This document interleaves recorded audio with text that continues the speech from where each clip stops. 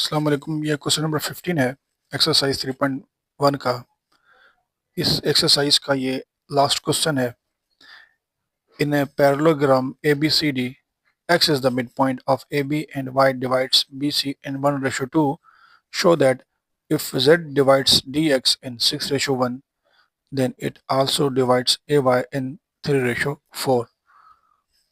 ये एक मैं पैरेललोग्राम बना रहा हूँ।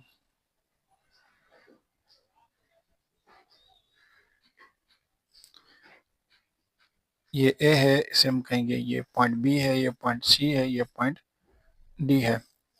जो x है वो AB को की मिड पॉइंट है। इस AB की जो मिड पॉइंट है वो x है। जो y है वो BC को डिवाइड कर रही है 1:2 पे। यहाँ पे हम लिखते हैं y 1:2 पे। जो y है वो BC को डिवाइड कर रहा है। जो x है वो AB का मिड पॉइंट है।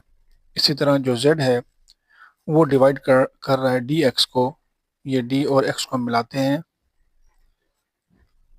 z इसको डिवाइड कर रहा है 6:1 पे। लेट्स से ये 6 रेशो है, ये 1।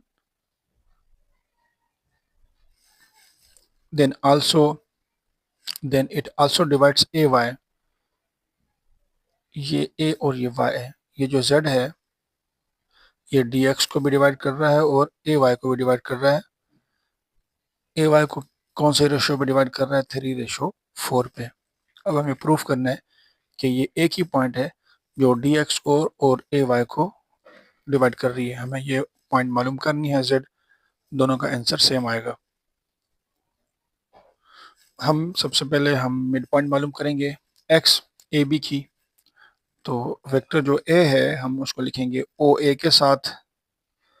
इसको हम लिखेंगे स्मॉल a के साथ। OA बराबर है स्मॉल a के। और जो B पॉइंट है हम उसको लिखेंगे OB के साथ।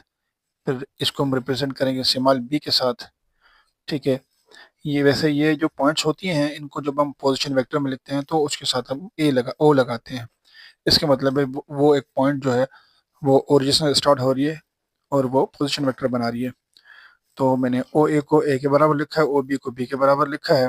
हमें मिड पॉइंट मालूम करनी है x। तो x को मैं लिखूंगा OX के साथ। तो इसकी मिड पॉइंट मालूम करने का मैं तरीका बताऊं। आसान तरीका है, इन दोनों को ऐड करें। A और B को ऐड करके 2 से डिवाइड करें। ठीक है, ये पॉइंट x है, इसको हम OX लिखेंगे। अब हम मालूम करेंगे y। y को हम OY के साथ लिखते हैं पोजीशन वेक्टर में। इसका जो फर्स्ट रेशो है वो 1 है, सेकंड क्या है 2 है। जब हम 1 लेंगे रेशो तो 1 के सामने जो है अपोजिट में, एक सामने ये है, इसके अपोजिट में जो है C है। 1 के साथ हम C को मल्टीप्लाई करेंगे। और ये जो सेकंड रेशो है 2, इसके अपोजिट में क्या है B। तो 2 के साथ हम B को मल्टीप्लाई करेंगे, डिवाइड करेंगे। इन दोनों रेशो को सम करेंगे। 1 + 2 क्या बनेगा? 3। 3 के साथ डिवाइड करेंगे। ये हमें मिला है पॉइंट OY। अब हम मालूम करेंगे, हमें मालूम करना है z हमें मालूम करना है dx के लिए भी और ay के लिए भी। अब फॉर dx लाइन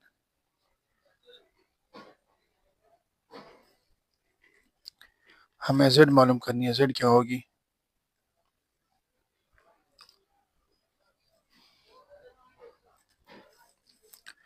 जो dx लाइन है उस पे जो रेशो है 6:1 है। हम क्या करेंगे, मैं शॉर्टकट बता रहा हूँ। क्या करेंगे हम, 6 के अपोजिट में x है तो 6 के साथ हम x को मल्टीप्लाई करेंगे।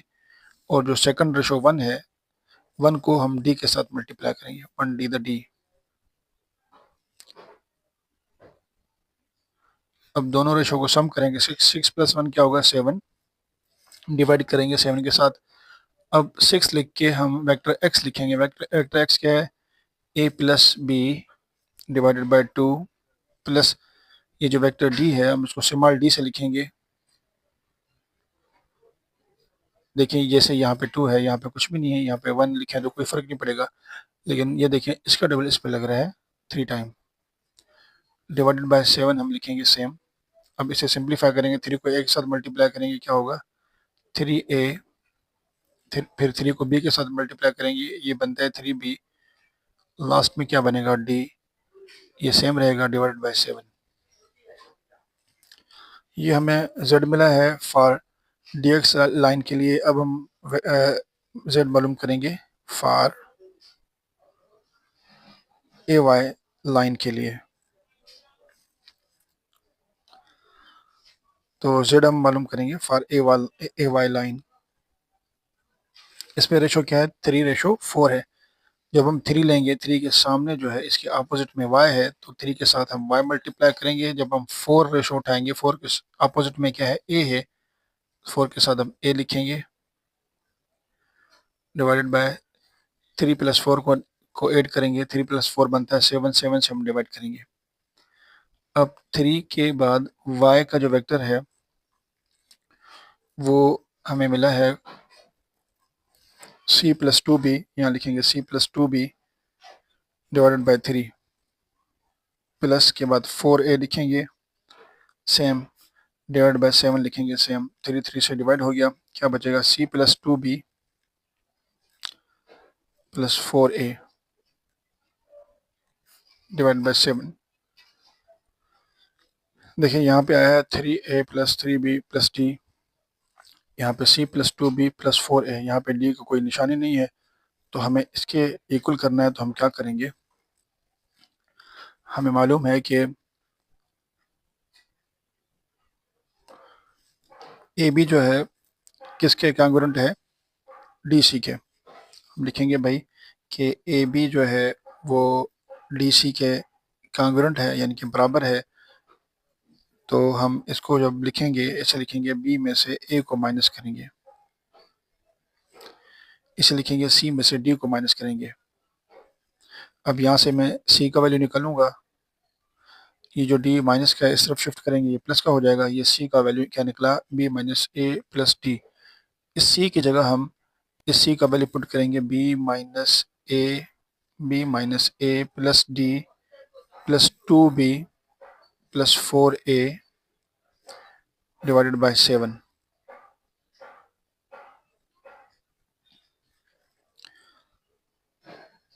देखिए 4a में से हम एक a माइनस करेंगे, क्या बचेगा 3a बचेगा। अब 2b में हम एक b ऐड करेंगे, ये 3b बन जाएगा। आखिर में क्या बच रहा है, प्लस का d डिवाइडेड बाय 7। देखिए ये जो फॉर ए वाई लाइन थी उसके लिए हमें जो z का वैल्यू मिला है और ये जो z का वैल्यू है, ये दोनों इक्वल है। dx का जो z पॉइंट है वो हमें जो मिला है 3a + 3b + d बाय 7, और ए वाई के लिए जो हमें z मिला है वो भी सेम है। ये प्रूव हो गया कि ये जो z है ये dx को भी और ay को भी डिवाइड कर रहा है।